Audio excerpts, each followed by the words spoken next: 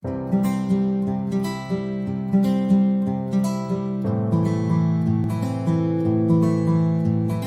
kalau diundang ke sebuah masjid, ya kan, begitu ketemu pengurus masjid, jamaah masjid, kelihatan semangat salaman, pelukan gitu kan, dalam hati saya, normal nih orang, masih ada orang normal, gitu, ya kan. Tapi kalau belum apa-apa dia udah, kayak mau main silat gitu, ya kan. Oke, kita main silat juga, gitu. Cuma dalam hati kita, kasihan deh lo, gitu. Lo jadi kenapa begini kan, gitu. Kok lo jadi begini, gitu. Emang gue siapa, gitu. Nah, jadi saudaraku rahimahumullah, ini dahsyat Pak, ini sebuah pola sistematis. Kita mau diarahkan menjadi inhuman, menjadi tidak manusiawi, Pak. Nah, sedangkan masyarakat Yahudi Nasrani memiliki karakter seperti bangsa Rum yang berideologi materialisme dan cinta dunia, melupakan alam akhirat, ya. Jadi bangsa Rum ini bangsa Romawi, Pak. Dan ada surat di dalam Al-Quran namanya surat Ar-Rum. Dan Nabi Muhammad SAW 15 abad yang lalu sudah memperingatkan kita umat Islam ini bahwa suatu ketika nanti di akhir zaman umat ini bakal ngekor sama bangsa Rum ini, Yahudi Nasrani ini. Ini hadisnya, la tattabi'unna sunanal ladzina min qablikum shibran bishibrin wa dhira'an bidhira'in hatta law dakhalu fi juhri dabbin lattaba'tumuhum.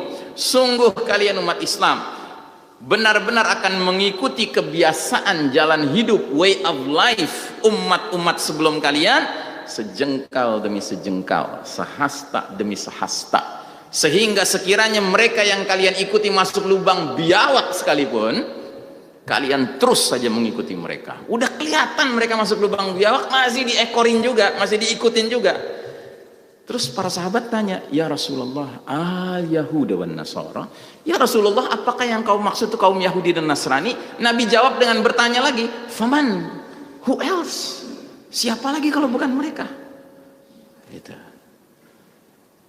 Kenapa Nabi bilang who else? Siapa lagi kalau bukan mereka? Karena kaum Yahudi Nasrani ini dua kaum yang sedemikian fenomenal di akhir zaman, sampai dia dicatat di dalam sebuah surah yang kalau kita sholat nggak baca surah itu nggak sah sholat kita. Surat apa? Al-Fatihah, ya. Perhatikan baik-baik Pak, surat Al-Fatihah itu di ujung akhir kita berdoa sama Allah, ihdinas siratal mustaqim, tunjuki kami jalan yang lurus, siratal ladzina an'amta alaihim, jalannya orang-orang yang telah mendapat nikmat karena menempuh jalan itu. Siapa mereka? Dijelaskan Allah di surat An-Nisa ayat 68-69. An-nabiyyin was-siddiqin was-syuhada was-salihin. Orang-orang yang dapat nikmat menempuh siratal mustaqim adalah para nabi, para siddiqin, orang-orang yang jujur, nggak pernah bohong, nggak pernah berdusta, baik ucapan maupun kelakuan. Para syuhada, orang-orang yang rela mengorbankan nyawanya di medan peperangan melawan orang-orang kafir sehingga dia terbunuh sama orang-orang kafir, mati syahid. Dan salihin, orang-orang yang saleh.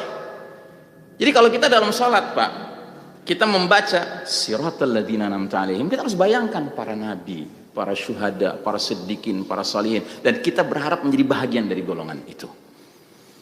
Tapi nggak cuman itu, Allah ngajarin kita dalam sholat itu bukan saja jelas permintaannya masuk golongan mana, tapi jelas permintaannya jangan masuk golongan mana. Ghairil maghdubi alaihim waladdallin. Jangan ya Allah masukkan kami ke dalam golongan al-maghdubi alaihim, yang engkau murkai, waladdallin, dan jangan pula masukkan kami ke dalam golongan yang tersesat. Dalin itu tersesat. Siapa mereka? Sahabat Adi bin Hatim radhiyallahu an, seorang mantan Nasrani masuk Islam. Dia nanya sama Nabi, ya Rasulullah, man humul maghdubi alaihim, siapa itu yang dimurkai Allah? Kata Nabi, humul Yahud, mereka kaum Yahudi. Siapa itu yang tersesat ya Rasulullah? Man humud dalin, kata Nabi, humun Nasara, mereka kaum Nasrani. Jadi dalam sholat kita Pak, kenapa kita membaca ini? Karena kita ditakdirkan Allah di babak kelima ini, keempat ini, ya kan, akan hidup di bawah naungan kepemimpinan Yahudi Nasrani. Jadi tiap Anda baca ayat ini dalam sholat Anda, semestinya di luar sholat Anda menyatakan, gue kagak mau ikut sama Yahudi, gue nggak mau ikut sama Nasrani, gitu, ya kan? Dia mau atur-atur cara sholat gue nggak mau, gue maunya diatur sama Nabi. Nah begitu mestinya. Tapi hari ini yang kita sayangkan, sampai masjid-masjid di tempat paling suci di muka bumi ikut sama Yahudi.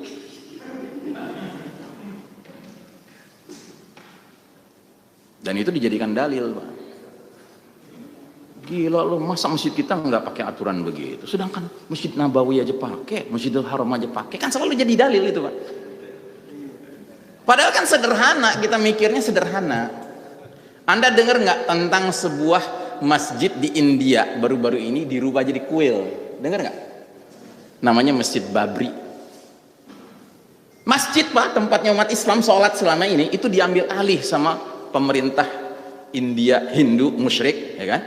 Dijadikan kuil, jadikan tempat ibadahnya orang Hindu. Dan itu pemaksaan, Pak, pemaksaan. Bukan dibeli, kagak, itu dipaksa. Ada nggak ulama-ulama protes?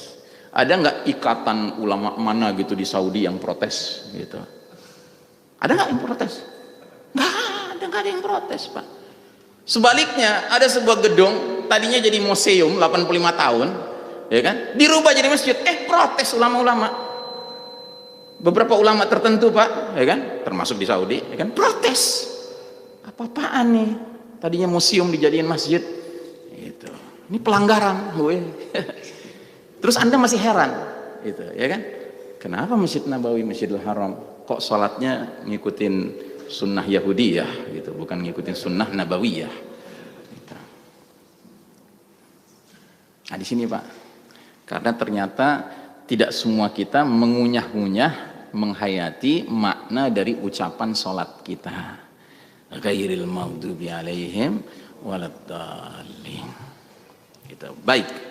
Nah, bagaimana sih peradaban Yahudi Nasrani ini, Rum ini, bangsa Rum ini? Disebutkan Allah dalam surat Ar-Rum ayat 7. Ya'lamuna zahiran minal hayatid dunya wa hum 'anil akhirati hum ghafilun. Mereka kaum Rum, bangsa Rum, Romawi, baik Romawi masa lalu maupun Romawi modern sekarang ini, hanya mengetahui, mengerti, memahami perkara yang zahir, material saja dari kehidupan dunia, sedangkan mereka tentang kehidupan akhirat lalai. Ya, Anda boleh uji coba sendiri. Kalau suatu ketika Anda ketemu di tengah jalan, mungkin Anda lagi naik pesawat, pas bersebelahan sama orang bule Eropa atau Amerika gitu, dan Anda yakin dia bukan Muslim gitu ya, Anda ngobrol sama dia tentang dunia, Pak, tentang apa saja soal dunia, luar biasa dia menguasai bidang itu, Pak. Tapi terus udah lama dia ngobrol, ya kan, Anda mulai mengalihkan tema, Anda mulai ngomong tentang kematian, tentang akhirat, tentang hari berbangkit, ya kan? Lihat reaksi dia nanti. Pasti dia pelan-pelan nyari koran, nyari majalah, dia mulai baca gitu. Nggak mau peduli dengan Anda ngobrol. Gitu. Kenapa? Kan dia nggak ngerti, nggak ada tuh akhirat tuh dalam kamus dia. Nggak ada tuh, kematian tuh nggak perlu dibahas. Gitu. Sesuatu yang harus dihindari, kematian itu. Padahal nggak bisa dihindari, Pak. Kematian itu suatu keniscayaan, ya. Bagi kita orang beriman bukan menghindari kematian yang penting, tetapi menghindari mati konyol. Ya kan? Dan mencari, merancang, merekayasa gimana caranya kita mencapai husnul khatimah, kematian yang baik. Itu yang kita inginkan. Makanya kita nggak takut mati, Pak, ya kan? Karena sebab apapun, termasuk sebab COVID, kita nggak takut. Kalau memang harus mati karena COVID, ya kan, ya sudah, itu sudah takdir Allah, ya kan. Toh orang mati karena COVID jauh lebih sedikit daripada yang sembuh, betul nggak? Ya kan, lihat statistiknya. Bukan berarti saya nganggap ringan orang mati gara-gara COVID, enggak ya, tiap nyawa kan berharga gitu. Cuma artinya bahwa ya kita berlaku adil dan jujur terus terang gitu, bahwa orang mati flu itu lebih banyak daripada yang mati COVID. Orang mati HIV lebih banyak daripada mati COVID, Pak. Orang mati tabrakan lebih banyak daripada mati COVID. Gitu. Oke, kita lanjutkan. Akibatnya, ya karena yang mimpin dunia itu tadi ya, materialis dan sekularis gitu ya, akibatnya umat manusia tidak lagi hidup dalam sistem iman tauhid yang lurus dan barokah, melainkan hidup dalam sistem kafir syirik yang sesat dan merusak, ya. Otomatis, jadi selama 1342 tahun ketika umat Islam berjaya memimpin dunia ini, sistem yang berlaku adalah sistem iman tauhid, ya. Sementara belum ada 100 tahun semenjak orang-orang kafir yang memimpin dunia, umat Islam kalah, ya kan? Tentunya sistem yang berlaku sistem kafir syirik. Nggak mungkin orang kafir mimpin dunia masih mewariskan sistem iman tauhid, kan nggak mungkin kan? Mungkin tidak? Ya kasembung, kagak nyambung. Mana mungkin orang kafir mimpin dunia tapi masih tetap mau memberlakukan sistem iman tauhid? Ya kan sederhana Pak memahami masalah ini gitu. Makanya nggak usah nanya lagi, jadi ustadz di zaman kita sekarang mana negara yang memberlakukan Islam gitu ya kan? Jawabannya apa? Ya. Jawabannya jangan tanya gitu, itu jawabannya. Kenapa? Nggak bakal ketemu jawabannya, nggak ada, orang nggak ada kok gitu. Nah jadi saudaraku rahimakumullah, ini yang paling mengkhawatirkan. Selanjutnya kaum kafir Yahudi Nasrani bangsa Rum ini merancang, membangun dan mengokohkan tegaknya sistem kafir syirik yang mereka beri nama Novus Ordo Seclorum alias New World Order, tatanan dunia baru. Di mana kita temukan kata-kata ini? Di kertas ini Pak. Ini kertas apa Pak? Ya. Oke, kalau soal uang cepat ya. Ya. Ini pecahan $1 Amerika Serikat ya. Di pecahan $1 Amerika Serikat di salah satu sisinya ada lingkaran begini dikasih nama The Great Seal. The Great Seal itu artinya materai yang mulia, stempel yang agung ya. Ada gambar piramidanya tidak sempurna, terpotong bagian atasnya, dan jumlah piramidanya cuma satu. Di atas piramida yang tunggal ini ada segitiga yang di dalamnya ada gambar mata sebelah, mata tunggal, mata satu ya. Di sekeliling segitiga bermata satu itu dikasih garis-garis seolah-olah ingin mengisyaratkan bahwa mata tunggal itu merupakan sumber cahaya, sumber petunjuk, sumber bimbingan. Terus di bawah piramida dengan segitiga bermata satu ini ada tulisan bahasa Latin Novus Ordo Seclorum. Nah, ini pengumuman. Kita punya mega proyek namanya NOS, Novus Ordo Seclorum. Apa maknanya? Novus artinya new, baru. Ordo artinya order, tatanan. Seclorum artinya secular, artinya world. Berarti Novus Ordo Seclorum artinya new world order, tatanan dunia baru gitu. Apa maknanya? Maknanya mereka ingin semua populasi dunia ini dimasukkan dalam satu piramida tunggal ya, dikurung di situ ya, yang nanti mengerucut kepada pimpinannya bersimbol mata sebelah. Yang bagi kita umat Islam simbol mata sebelah siapa? Ya, bukan barang asing. Nabi SAW bersabda, innahu a'waral aini wa inna rabbakum laisa bi'awar. Sesungguhnya dia si Dajjal itu bermata sebelah, sedangkan Allah Ta'ala tidak bermata sebelah. Wah, jadi Ustadz yang ngelola dunia sekarang ini benar-benar pengen Dajjal yang mimpin dunia ini. Iya memang. Kok bisa gitu Ustaz? Apa mereka nggak tahu Dajjal itu jahat? Ya kalau mereka tahu nggak bakal mau mereka memperlakukan Dajjal sebagai pemimpin mereka. Justru mereka menganggap Dajjal itu Al-Masih. Apa Al-Masih artinya? The Messiah bahasa Inggrisnya. Juru selamat. Ya. Mereka mempercayai bahwa Dajjal itu sang juru selamat mereka yang akan mengantarkan mereka kepada kebahagiaan, kesejahteraan yang hakiki dan abadi. Begitu. Sementara kita diajarkan bahwa dia adalah Al-Masihud Dajjal, sang juru selamat palsu. Dajjal itu palsu, pembohong, pendusta. Ya. Nah, jadi yang mimpin dunia sekarang ini memang merancang dunia untuk menjadi Novus Ordo Seclorum, Pak, New World Order, yang ujung-ujungnya adalah menerima si Dajjal sebagai sang pemimpin, sang juru selamat.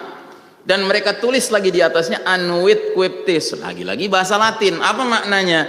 He has favored our undertakings. Dia, si mata sebelah ini, telah merestui, meridhoi berbagai upaya-upaya kami. Upaya apa? Upaya mewujudkan sebuah tatanan dunia yang semua aspek kehidupannya sejalan dengan nilai-nilai kekufuran Dajjal. Gitu, ya. Dalam bidang apa Ustaz? Dalam semua bidang. Ipol, Exos, Bud, Mil, Penkum, Med, Farm, semua. Gitu. Peternakan, pertanian, semua bidang. Ideologi, politik, ekonomi, sosial, budaya, pendidikan, pertahanan, keamanan, militer, medis, farmasi, peternakan, pertanian, semuanya ingin dikelola sedemikian rupa mendatangkan keridhaan si mata sebelah ini. Makanya saya meminjam istilah Ahmad Thompson, bahwasanya tatanan dunia baru ini tiada lain adalah sistem Dajjal. Sistem Dajjal, ya. Dajjalnya belum ada, Pak, belum keluar, belum nongol karena belum jadwalnya. Tetapi sistemnya itu online dengan maunya si Dajjal. Ustadz, Dajjal sekarang ada di mana? Ada di sebuah pulau terpencil misterius entah di mana. Wallahu a'lam bishawab. Dulu 15 abad yang lalu seorang pelaut Nasrani bernama Tamim Ad-Dari berjumpa dengan Dajjal di sebuah pulau terpencil itu. Dalam keadaan seperti apa sih Dajjal? Dalam keadaan terikat, Pak. Dua tangannya terikat begini, kakinya terikat dari lutut sampai mata kakinya terikat besi, nggak bisa bergerak, tapi bisa ngomong. Ya, itu di mana pulaunya? Wallahu a'lam bishawab. Dan saya peringatkan, jangan cari tahu di mana keberadaannya. Kenapa? Karena Nabi bilang, ya, barang siapa mendengar Dajjal mendekat ke kampung halamannya, ke tempat tinggalnya, falyan anhu, menjauhlah dari dia. Karena sesungguhnya ada seorang laki-laki yang asalnya beriman, ketika Dajjal datang, dia mendekat ke Dajjal. Akhirnya dia kena tipu daya Dajjal, menjadi pengikut Dajjal. Jadi artinya apa? Jangan punya rasa penasaran pingin ketemu Dajjal. Termasuk jangan punya penasaran pingin tahu pulaunya di mana. Gitu. Bahwa hari ini barangkali para pemimpin dunia modern sudah ketemu sama Dajjal di pulau itu, sering mengadakan liqa, ya, pertemuan, ya kan? Itu urusan mereka. Gitu. Urusan mereka. Ya. Makanya bisa jadi mereka dapat arahan-arahan, bimbingan-bimbingan dari si Dajjal itu, sampai bikin gambar tadi juga arahan dia. Bisa jadi, ya, wallahu a'lam bishawab, saya nggak memastikan. Ya. Nah, yang jelas ini berarti sebuah tatanan dunia yang sejatinya dipersiapkan untuk menggelar karpet merah menyambut hadirnya sang juru selamat mereka, yaitu Ad-Dajjal. Dan kita umat Islam didorong untuk turut mendukung sistem Dajjal, yang berarti diajak turut menyambut hadirnya fitnah paling dahsyat sepanjang sejarah Bani Adam, yaitu Dajjal. Ya. Nah, jadi saudaraku rahimakumullah, Dajjalnya belum keluar, tapi sistem dunianya berkarakteristik Dajjal. Dan ciri Dajjal apa? Ciri Dajjal, kata Nabi SAW, nanti Dajjal kalau muncul dia punya jannah wa nar, surga dan neraka sendiri. Tetapi jannatuhu narullah wa naruhu jannatullah. Tapi surganya Dajjal justru nerakanya Allah. Dan nerakanya Dajjal justru surganya Allah. Dalam hadis yang lain lagi kata Nabi, Dajjal menawarkan dua sungai, sungai air dan sungai api. Kalau kalian nanti ketemu sama Dajjal dengan penawaran dua sungai itu, pilihlah sungai apinya. Ya.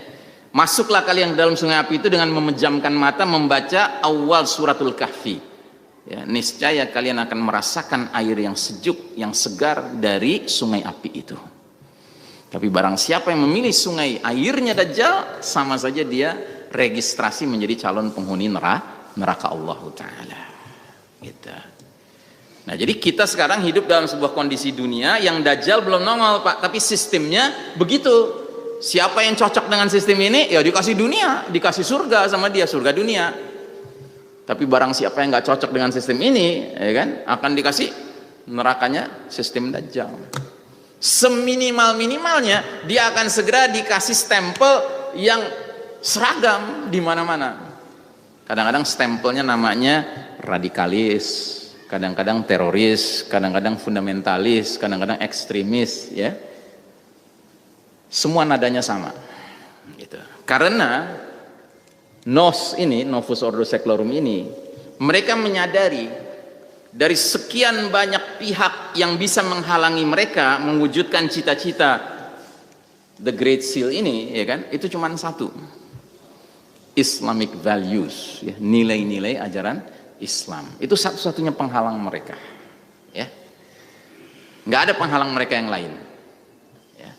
Makanya kalau umat Islam berpegang pada nilai-nilai Islam, ya, di dalam sistem Dajjal sekarang ini, maka dia akan segera mendapatkan label, stempel, nama tadi, radikalis, ya, fundamentalis, teroris. Karena apa? Karena nggak online dengan sistem ini.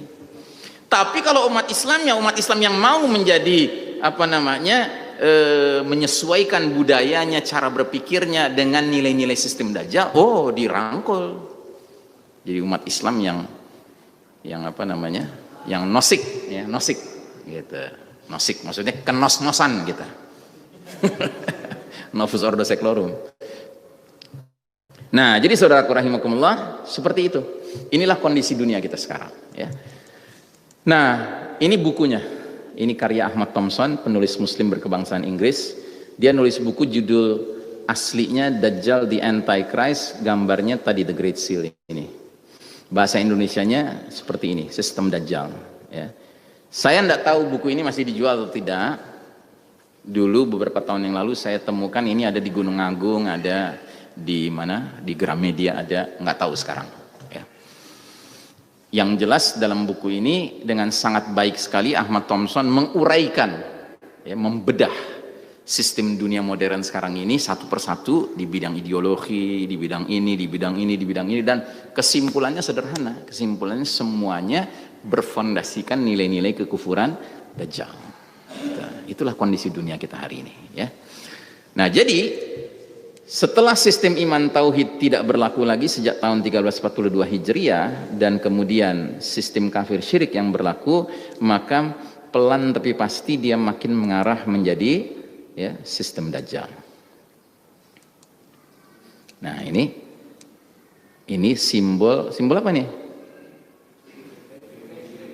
Ya, PBB. Kan PBB ini kan lembaga internasional dunia yang menghimpun semua bangsa-bangsa dunia, kan? Ya. Gambarnya kayak gini, tapi hakikatnya sebenarnya bukan ini tujuannya. Tujuannya hakikatnya ini. Nah, gambar Novus Ordo Seclorum. Gitu. Jadi PBB itu merupakan lembaga bikinan Yahudi yang menyambut Dajjal, ya, dalam rangka apa namanya, menjadikan semua manusia tunduk kepada Novus Ordo Seclorum. Oke. Nah, akhirnya kondisi kita benar-benar seperti yang Nabi peringatkan dalam hadis yang lengkap sekarang. Tadi hadisnya baru saya kutip sampai ke kata-kata gelap gulita. Sekarang saya lengkapi hadisnya. Badiru bil a'mali fitanan ka qita'il lailil muslim yusbihu ar-rajulu mu'minan wa yumsi kafiran aw yumsi mu'minan wa yusbihu kafiran yabi'u dinahu bi'aradin minad dunya.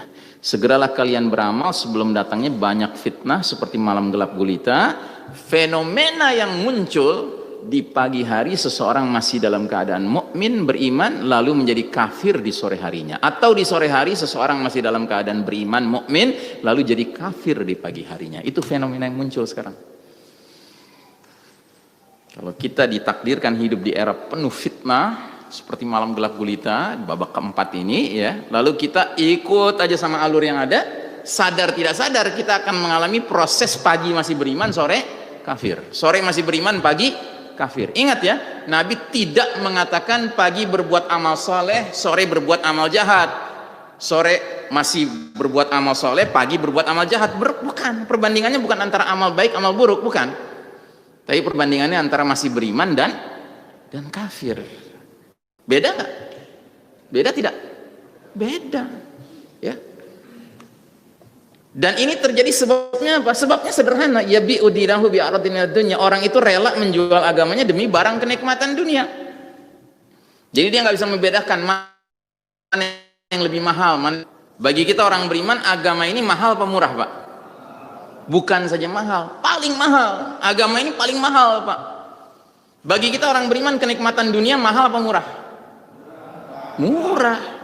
Kita harus menganggap kenikmatan dunia itu barang murah, yang kalau kita dapat alhamdulillah, kalau nggak dapat juga alhamdulillah, ya. Karena kenikmatan dunia tidak bisa menjamin kita mendapatkan kenikmatan jannah nanti. Tapi yang namanya kenikmatan beragama itu akan menjamin kita masuk ke dalam jannah. Makanya ada doa Nabi, panjang doanya, Pak. Tapi ada satu bagiannya bunyinya gini, wala taj'al musibatana fi dinina. Ya Allah, jangan kau biarkan musibah yang menimpa kami dalam urusan agama kami. Kita rela Pak kena musibah keuangan, kita rela. Kita rela kena musibah kesehatan, kita rela Pak. Tapi kalau musibah agama, wah itu puncak musibah Pak. Ya. Anak kita sakit, itu masih mending daripada anak kita murtad, ya enggak? Betul enggak? Ya. Bahkan mati sekalipun itu masih lebih ringan daripada murtad, jelas. Jadi hifzuddin, memelihara din itu di atas dari yang lain-lainnya. Dari yang lain-lainnya. Ada 5 Pak yang harus dijaga dalam Islam ini, yang sering disebut sebagai hak asasi seorang mukmin. Apa itu? Hifzuddin, memelihara agama, hifzun nafs, memelihara jiwa, hifzul akal, memelihara akal sehat, ya, hifzul mal, memelihara harta, dan hifzul ird, memelihara kehormatan nasab keturunan. Ya. Nah dari 5 ini Pak, yang paling utama dan pertama yang nggak boleh ditawar-tawar adalah hifzuddin, memelihara agama. Kita rela Pak melayang nyawa kita asalkan agama ini terpelihara, kita rela. Makanya dikenal dalam Islam ada konsep mati syahid.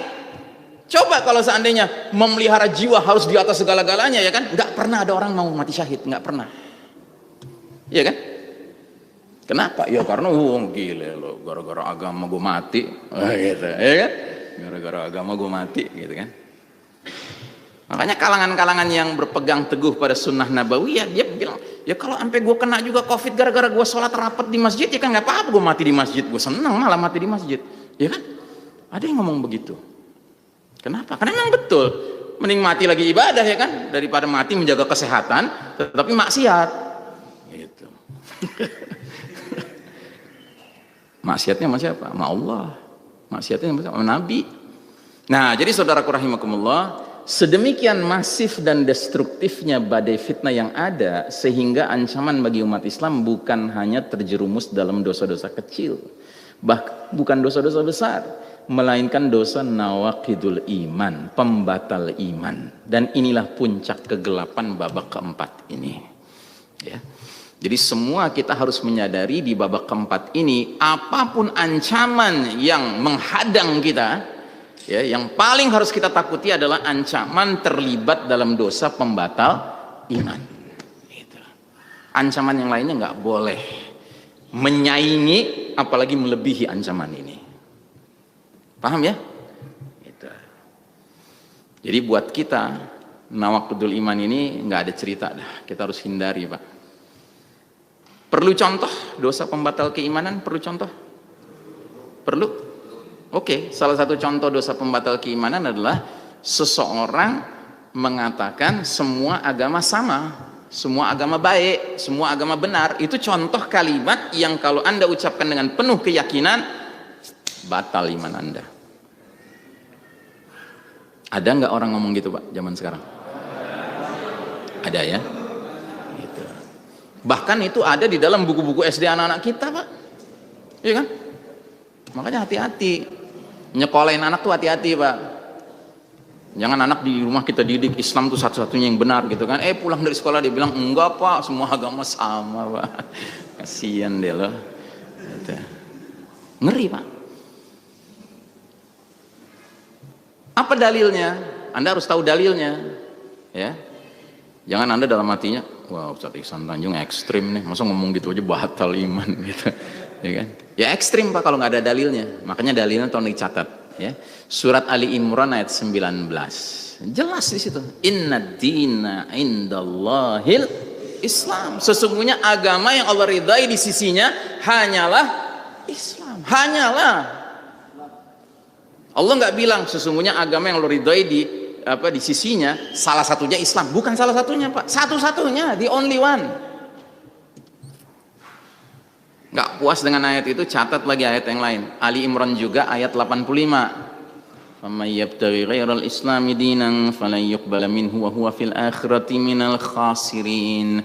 Barang siapa mencari selain Islam sebagai agama, sekali-kali nggak akan diterima di sisi Allah dari dia, dan dia di akhirat akan termasuk golongan yang merugi. Jelas tegas Allah mengatakan hal itu. Satu lagi, Al-Hijr ayat 2. Al-Hijr itu surat ke-15 ayat 2. Apa kata Allah di situ? Rubama yawaddul ladzina kafaru law kanu muslimin. Kelak di akhirat nanti seringkali orang-orang kafir itu berandai-andai waktu di dunia jadi muslim. Berarti ketika itu dia sudah menyesal salah pilih agama waktu di dunia. Gitu. Ya, jadi orang-orang kafir nanti itu bakal berandai-andai, aduh tahu gini gue Islam dulu. Gitu. Nah alhamdulillah kita muslim.